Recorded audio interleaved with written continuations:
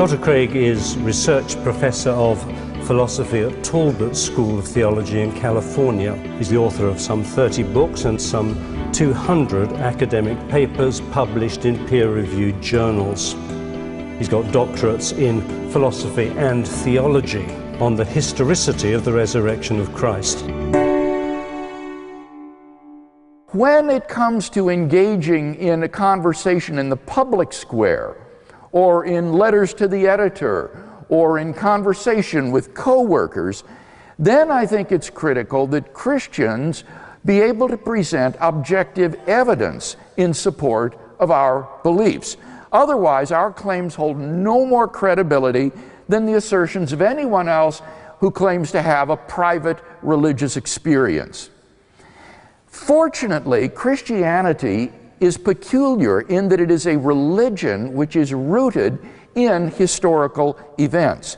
It makes claims which can therefore be investigated historically.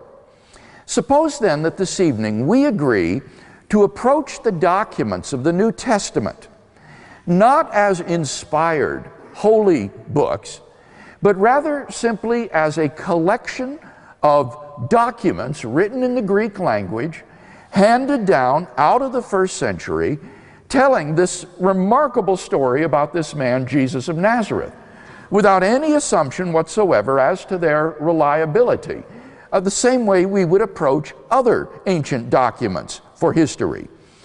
You might be surprised to learn that when ancient historians approach the New Testament documents with this attitude, that the majority of scholars today accept the central facts undergirding the inference to the resurrection of Jesus. These facts are 4 in number. Fact number 1, after his crucifixion, Jesus was buried in a tomb by a member of the Jewish Sanhedrin named Joseph of Arimathea. This fact is highly significant because the disciples could never have proclaimed the resurrection of Jesus in Jerusalem in the face of a tomb containing his corpse.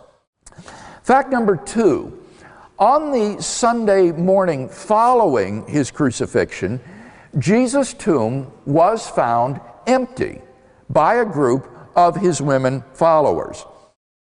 Fact number 3, on multiple occasions and under a variety of circumstances, different individuals and groups of people experienced appearances of Jesus alive after his death.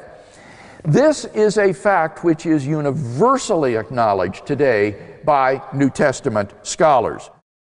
Finally, fact number 4, the original disciples believed that Jesus was risen from the dead despite their having every predisposition to the contrary. Their leader was dead, and Jewish messianic beliefs had no idea of a Messiah who, instead of triumphing over the enemies of Israel, would be shamefully executed by them as a common criminal. Despite every predisposition to the contrary, the original disciples believed in and were willing to go to their deaths for their belief in the fact of Jesus' resurrection.